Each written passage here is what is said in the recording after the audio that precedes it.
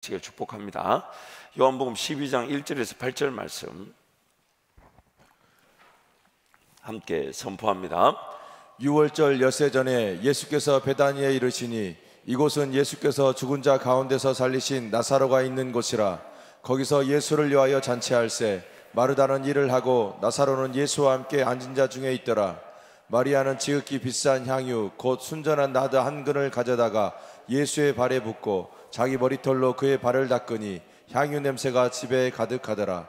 제자 중 하나로서 예수를 잡아줄 가룟 유다가 말하되 이 향화를 어찌하여 300데나리오에 팔아 가난한 자들에게 주지 아니하였느냐 하니, 이렇게 말함은 가난한 자들을 생각함이 아니요 그는 도둑이라 돈꾀를 맞고 거기 넣는 것을 훔쳐가미르라. 예수께서 이르시되 그를 가만두어 나의 장례할 날을 위하여 그것을 간직하게 하라.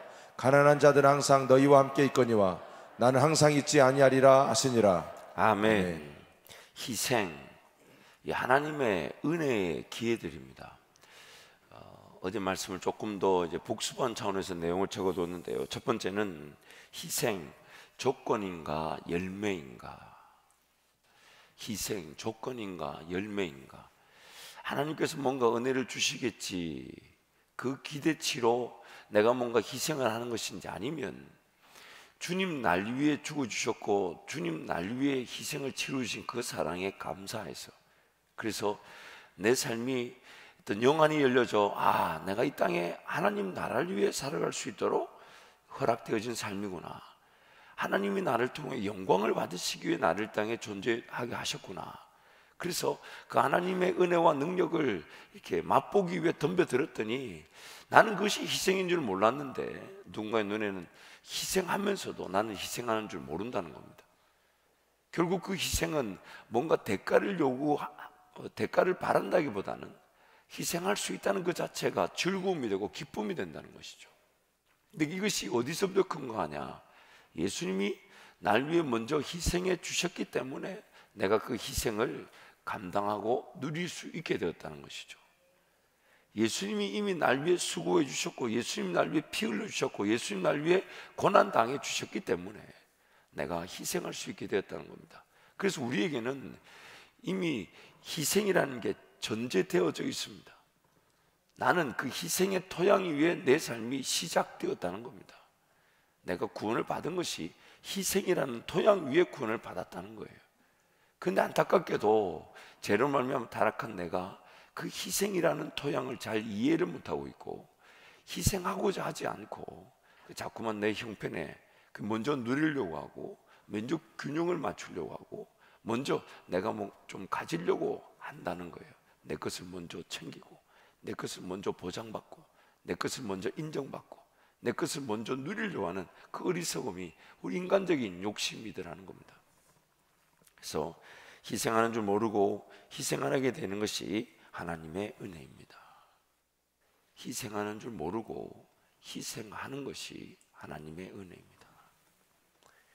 두 번째는 감추인 보화 같은 천국, 하나님 나라 영광의 기회들을 발견했다는 것이 은혜입니다. 아무나 치를 수 없는 희생인데 나에게는 바라고 기대하고 소원하는 희생이라면 하나님의 은혜입니다.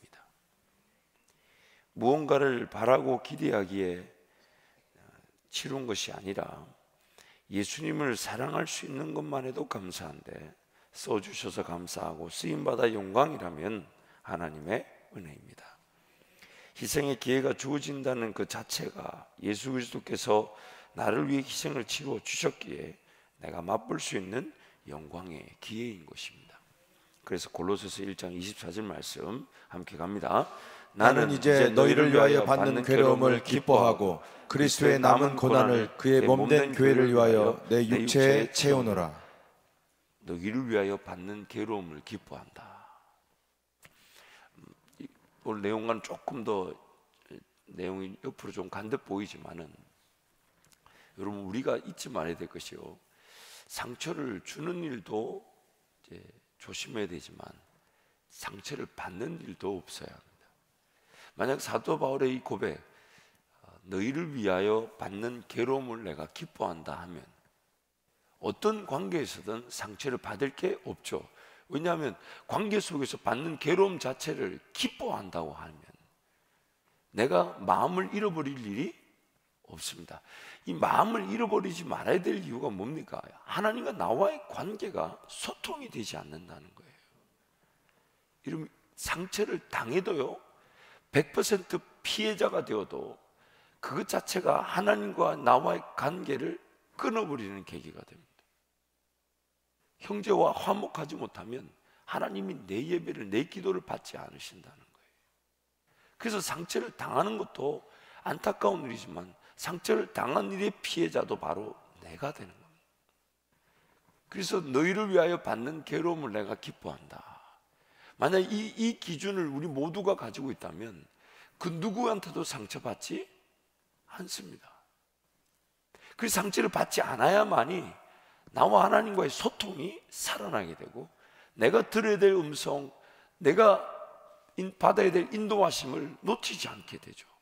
그래 내 삶이 거기서 하나님의 기적과 능력과 권세, 내 삶을 세워가시는 하나님 은혜를 보게 되는데, 누군가를 통해 상처를 받았다, 그럼 그 상처 때문에 나와 하나님과의 관계가 이게 끊어진다는 겁니다. 상처를 주어서도 안 되지만은, 우리가 유의해야 되지만은, 또한 받아서도 안 됩니다. 상처를 거절할 줄 알아야 돼요. 누군가 나에게 상처되는 말을 했다, 그럼 그 사람을 축복해주고 그 사람을 위해 기도해주고 돌아서 버려야 되는데, 우리가 연약하다 보니까 저 왜 저런 말을 하지?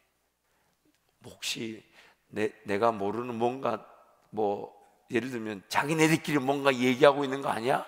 이런 거. 나 모르게 뒷담화하는 거 아니야? 하라 하세요. 실컷 하라 하세요. 마음껏 하라 하세요. 아니, 승인을 해주세요. 마음껏 제 뒷담화를 하셔도 좋습니다. 저는 그렇게 모자란 사람이고, 저는 그렇게 부족한 사람이고, 저는 그렇게 연약한 사람이고, 약한 게 너무 많아서 고칠 게 많고 부족한 게 많고, 제 뒷담화, 자, 옆에 분에게 제 뒷담화를 허용해 드립니다. 네, 제 뒷담화를 허용해 드립니다. 그런데 여러분, 허용해 드리지만 제 뒷담화 한 것에 대한 책임은 제가 지지 않아요. 제 뒷담화 한 것 책임은 제가 지지 않아요. 단지 나는 그런 뒷담화를 할 수밖에 없는 연약한 존재인데 그거에 괜히 민감해가지고, 옛날에 어딘가 군대에 제가 있을 때 그 선배 하나가 고참이 저한테 그런 얘기 했어요. 아, 나는 한 3-4명이 있는 자리에서 화장실 가는 것도 불안해 이래요. 그래서 왜요? 내 얘기할까 봐. 제가 그 얘기 깜짝 놀랐어요. 저게 사람인가 싶었어요. 하라 그래 내 얘기를. 그걸 뭐 두려워서 그걸 화장실 가는 게 두렵다 그래요. 그래서 얼른 갔다 온다 그러더라고. 얼른 갔다 온다. 말이 안 되는 거죠. 그 평생 다른 사람의 시선을 의식하면서 사는 안타까움인 거잖아요. 그렇죠? 그런데 만약 상처 주는 일도 우리가 유의해야 되지만 받지 않기로 작정한다면 모든 사람을 용납해 줄 수 있고, 무엇보다도 내가 하나님과의 관계를 지켜나갈 수가 있는 겁니다. 그 오늘 사도 바울은 그런 희생 자체를, 그 어떤 괴로움이든 간에 그걸 기뻐한다는 겁니다. 그걸 기뻐한다는 거예요. 그게 기쁨이 된다는 것 자체는 희생이 기꺼이 치루어진다는 은혜가 되는 것이죠. 은혜가 되니 사도 바울의 그 행보는 더 놀라운 하나님의 인도하심을 걸어가게 되는 것입니다. 그래서 두 번째, 누군가를 통해 하나님의 어떤 능력의 사건이나 역사가 나타난다는 것은 그가 얼마나 하나님 앞에서 인내하며 기도하며 동행하였는가를 증명하는 것입니다. 오늘 이 얘기를 하는 이유가 뭐냐면, 뭔가 희생의 기회가 주어졌을 때는요, 우리가 잘 아는 대로 내가 희생해야지 하고 그 희생 자체가 의무감이나 혹은 조건이 된 사람에게는 큰 역사가 나타나지 않습니다.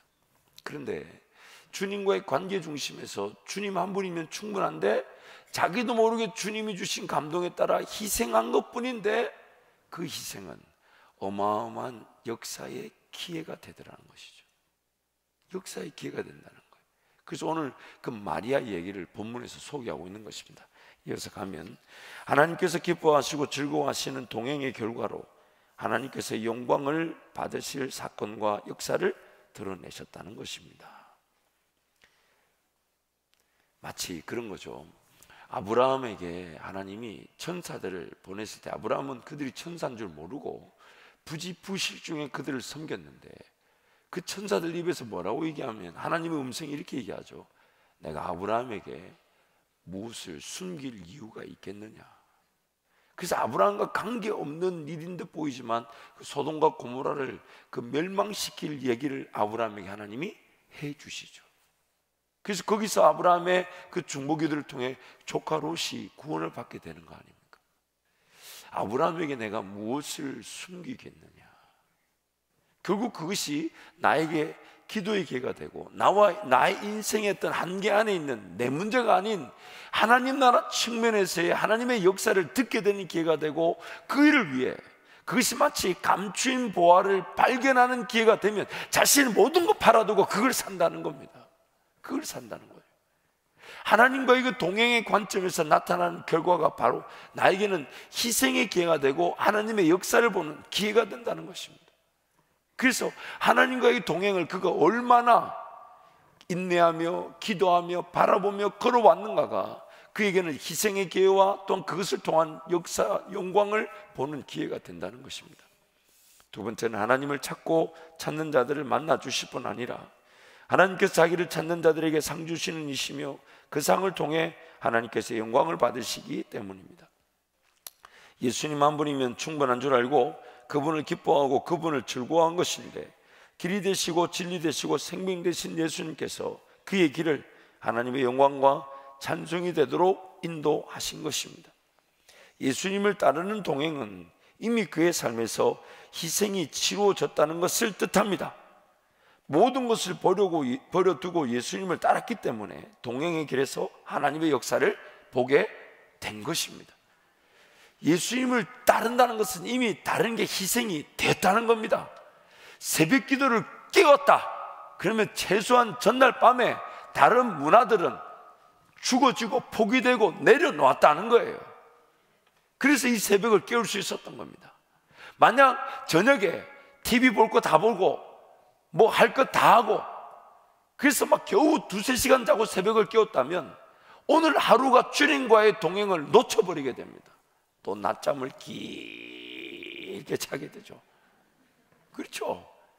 종종 우리 청년들 새벽기도 나오라 새벽기도 나오라 했더니 이게 습관이 안 되놓으니까 밤새 안 자고 새벽기도 나와서 여기서 자기 시작하죠. 그리고 이제 집에 가서 자면 낮 2시까지 잡니다. 낮 2시까지. 그 낮 2시에 일어나서 아침 겸 점심을 거의 새끼 먹듯이 먹고 그리고 빌빌거리고 놀다가 밤에 잠이 올까요? 안 올까요? 밤에. 그러니까 이게 무슨 이게 주님과의 동행이 되겠습니까? 새벽을 깨운다는 것은 하루의 분명한 시작점이죠. 우리가 아는 대로요, 여러분 우리가 잘 아는 대로 저녁에 기도하는 게 쉬워요? 새벽에 기도하는 게 쉬워요? 새벽에 쉽다는 분은 축복합니다. 물론 작정을 한다 그러면 저녁에 기도가 좀 더 쉽습니다. 쉬워요. 또 그 기도 자체가 좀 더 잘 되기도 하지만 새벽에 깨우는 게 쉽지 않고 새벽에 기도하는 게 쉽지 않아요. 깊은 기도 들어가기가 쉽지 않아요. 피곤합니다. 새벽에 집중한다는 거 보통이 아니에요. 그러니 새벽을 깨우셨던 그 주님의 기도는 우리에게는 인생의 큰 목표점일 수 있어요. 새벽에 주님과 동행한다는 것은 저녁 시간보다는 훨씬 더 가치가 높습니다. 그래서 이번에 사생결단 끝난 다음에 제가 이 새벽 예배를 그렇게 많이 강조하지 않았어요. 왜 그러냐면 이 가치를 알고 덤벼드는 것이라면 분명히 어떤 은혜든 누릴 수 있는 것인데, 제가 여러분께 한번 우리 교회 수준을 우리가 좀 더 격상시키기 위해서는 하자가 아니라 정말 이게 귀한 줄 알고 달려나올 수 있다면 이거 자체가 바로 희생의 은혜의 자리고 주님이 인도하실 기적을 볼 수밖에 없습니다. 그래서 여러분 새벽을 깨우시면서 기도할 때에 사모하십시오. 물론 이제 나중에 좀 더 우리가 기도 제목에 대해서 살펴보겠지만은 잊지 말아야 될 것이요, 인생의 어떤 문제를 해결하는 수준이 아닙니다. 이런 새벽을 깨웠다는 것은 하나님, 내가 보지 못한 것을 보는 기회가 되게 하시고, 바라지 못했던 것을 바라는 기회가 되게 도와주시고, 그것이 은혜의 품은, 기적의 품은, 권세의 품문을 여는 계기가 되게 은혜를 베풀어 주옵소서. 그런 사모함이 있어야 돼요. 그런 것들이 기도로, 인내로 하나님과 함께 동행하다 보면 반드시 때가 되면 나타나게 되어 있습니다. 주님을 따른다는 것은, 그래서 주님을 이미 따르고 있다면 이미 희생이 치루어져 있는 겁니다. 뭘 버리지 않으면 주님 따르기 쉽지 않습니다. 여러분, 신앙생활도 마찬가지죠. 뭔가 새로운 시간들 혹은 새로운 헌신들, 새로운 희생의 기회가 요구될 때에 내 삶 가운데 시간이든 물질이든 뭔가 포기되고 죽어지지 않으면 더 무거워지기 시작하죠. 그렇지 않나요? 저녁에 비단 한 예로 내가 즐겼던 문화를 11시, 12시까지 즐기면서 새벽 예배에 깨우면서 하루를 살려고 생각해 보십시오. 얼마나 삶이 무거워지고 힘들어집니까? 그러나 주님께로 시간을 점점 바뀌어지게 되면 자연스럽게 버리고 희생하는 일들이 동반되어지게 되는 것, 이게 바로 우리가 누리는 자유가 되는 겁니다. 이게 바로 우리를 쉬게 하는 겁니다. 이게 바로 우리가 안식하는 거예요. 그래서 삶의 모든 시간이 서서히 주님과의 시간, 주님께 초점을 맞추는 시간, 주님을 중심으로 두는 시간으로 바뀌어져 가는 것. 그래서 나는 주님께 더 기도하는 시간이 늘어난 것 같은데, 내 몸은 일하지 않는데, 내 몸은 주님께 달려나와 기도하는 시간으로 늘어나는데, 삶이 되게 하시고 일이 되게 하시고, 오히려 내가 일해야 될, 내 몸이 일해야 될 것을 누군가 대신 세워서 일하게 하시는 하나님. 여러분, 이거는 영적인 원리이기도 하지만 세월이 흘러가면 흘러갈수록 우리가 깨닫게 되는 원리이기도 합니다. 세상 모든 리더십이 다 그래요. 세월이 지나면 지날수록 몸으로 일할 수 있는 기회는 점점 늘어납니까? 여러분, 늘어나요? 줄어들잖아요. 빨리 깨달아야 돼요.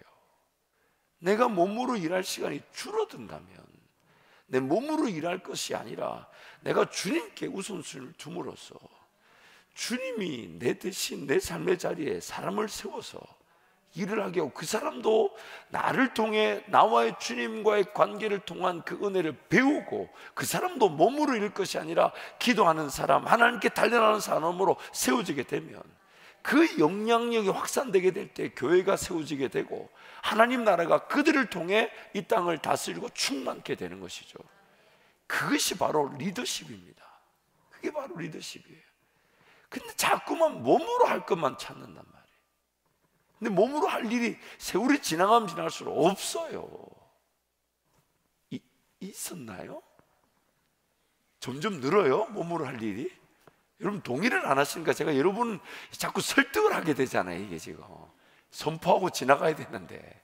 그래서 여러분, 예수님을 따른다는 것은 내가 이미 뭔가 희생을 하고 주님께로 와 있다는 것이니까.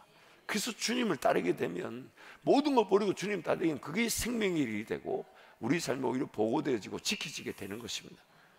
그래서 세 번째, 오늘 7절 8절 말씀인데 함께 갑니다. 예수께서 이르시되 그를 가만두어 나의 장래할 날을 위하여 그것을 간직하게 하라. 가난한 자들은 항상 너희와 함께 있거니와 나는 항상 있지 아니하리라 하시니라. 나사로의 누이인 마리아가 예수님의 발에 지극히 비싼 향유 곧 순전한 나드 한 근을 가져다가 붓고 자기 머리털로 닦았습니다.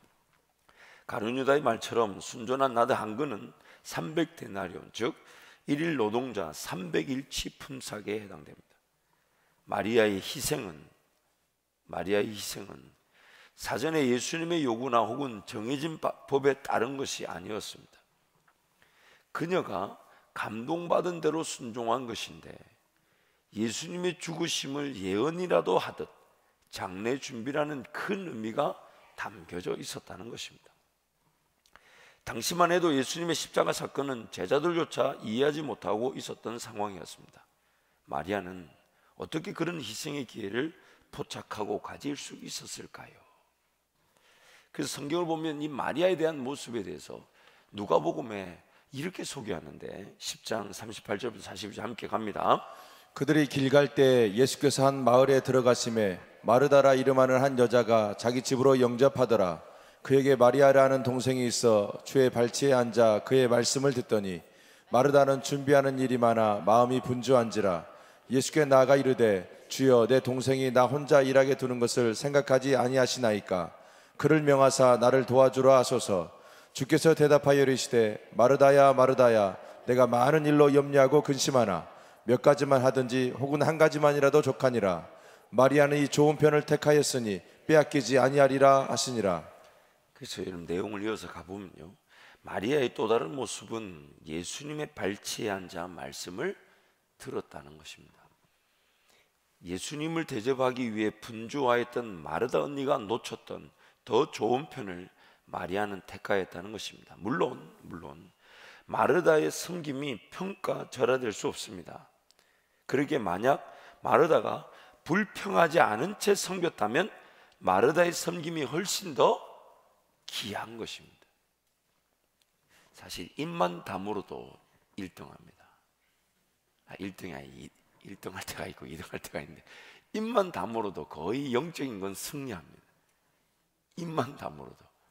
그래서 내용을 가보시면요, 마르다의 섬김이라는 희생이 하나님의 은혜에 대한 감사에서부터 시작된 것이라면 불평이 동반되지 않았을 것입니다.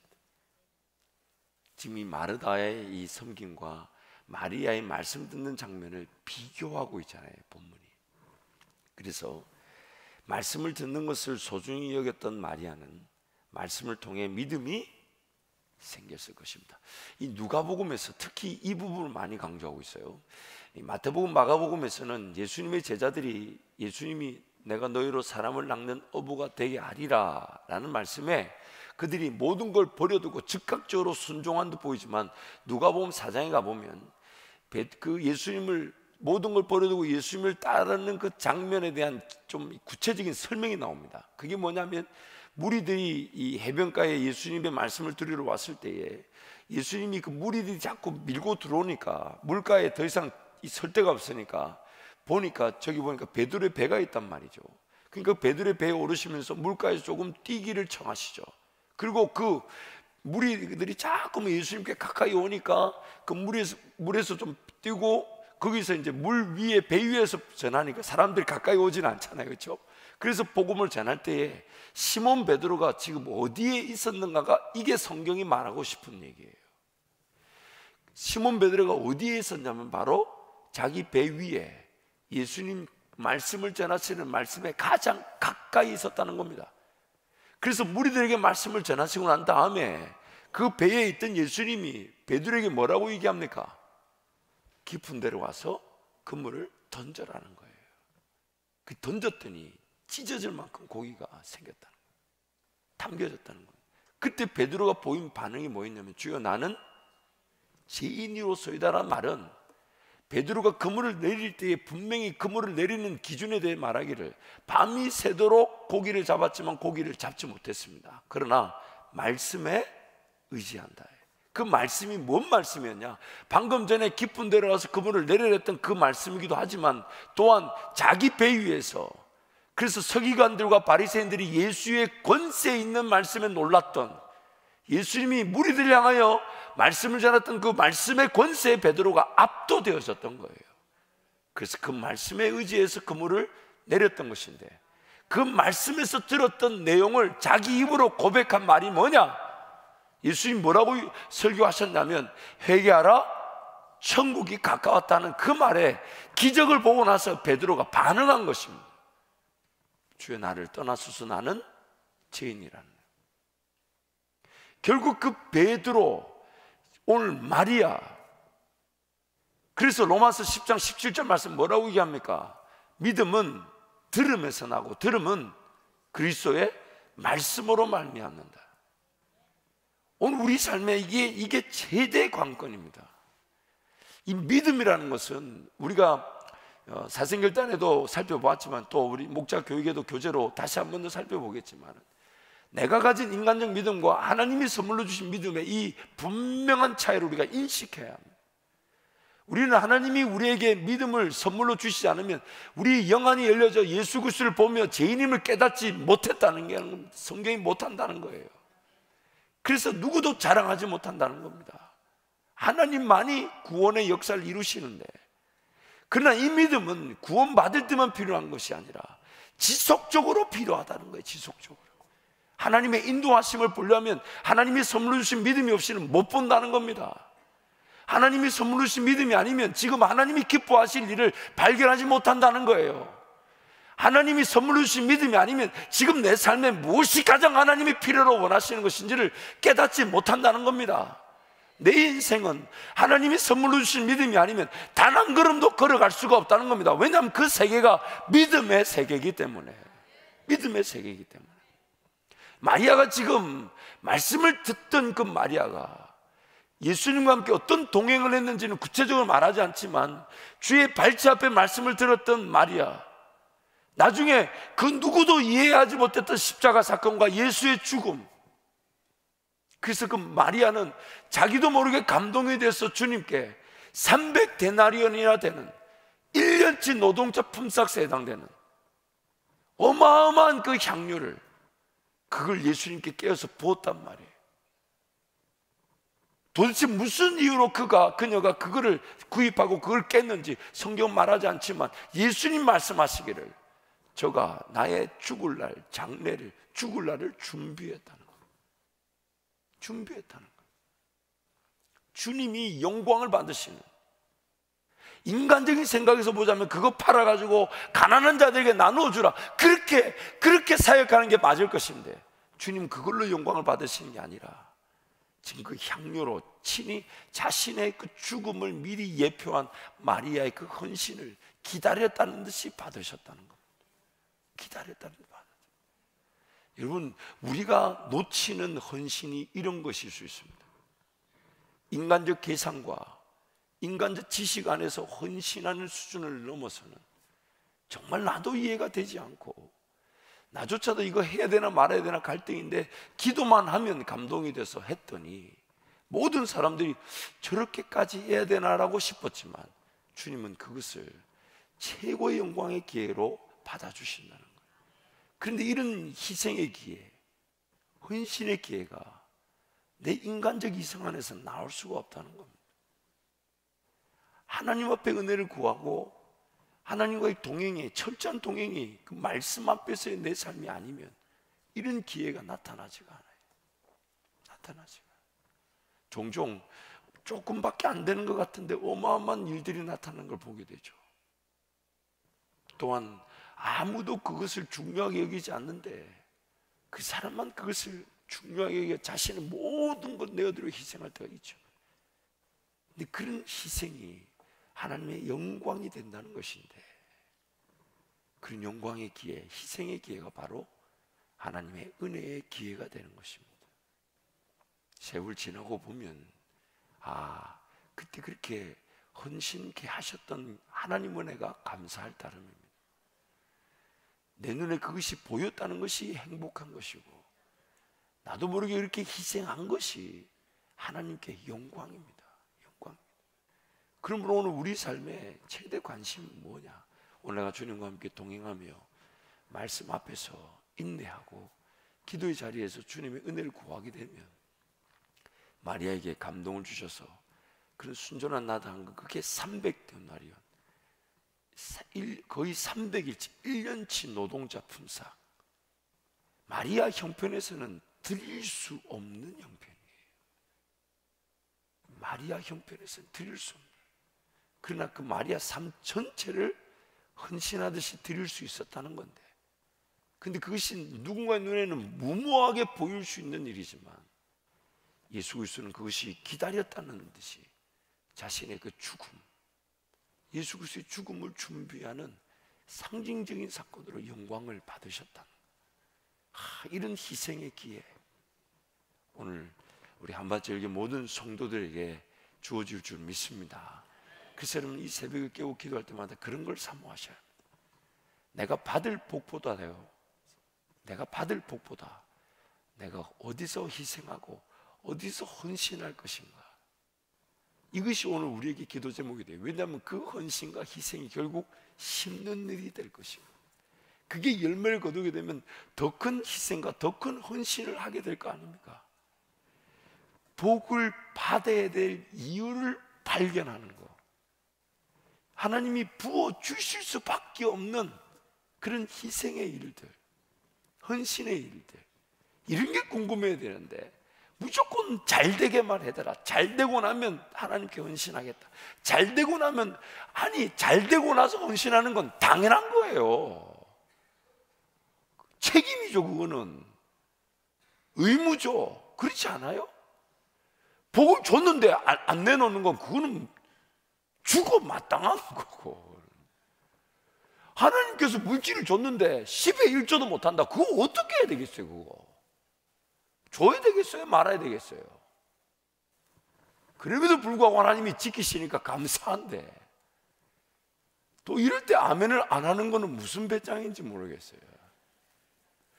그래서 여러분, 하나님이 복을 주셨으니 거기에 대한 반응으로 열애 하나 구별해 드리는 거는 당연한 거죠. 근데 그거를 또 하나님은 흔들어 넘치도록 주나 안 주나 시험하라 보라 하니, 진짜 우리 하나님은 배알도 없어요. 쓸개도 없어, 우리 하나님. 그렇지 않아요? 그런데 그 뭔가 당연한 것은 당연한 것으로 드리는 것이지만, 오늘 내가 하나님께 이렇게 드리는 것은 심는 일이 된다면 그 일은 정말 하나님이 복을 주실 수밖에 없는 희생과 헌신의 기회란 얘기인데, 그 자체가 하나님과의 동행을 통한 은혜더라는 것입니다. 은혜더라는 거예요. 오늘 이 새벽에 기도한 여러분에게 어제까지 보이지 않았던 하나님 나라 헌신의 기회가 포착되시기를 축복합니다. 희생의 기회들이 포착되시기를 축복합니다. 감추인 보화를 발견하듯 헌신한 일을 발견하고 춤을 추는 우리 성도와 교회가 되기를 축복합니다. 마지막 내용입니다. 말씀을 통해 믿음을 가진 마리아는 성령의 감동에 따라 희생할 기회에 순종하게 되었는데, 그것이 바로 자신의 모든 것을 드리듯 부어드린 비싼 향유였다는 것입니다. 사랑하는 성도 여러분, 희생 자체가 바로 하나님의 은혜의 기회가 됩니다. 우리 찬양하고 함께 기도하겠습니다.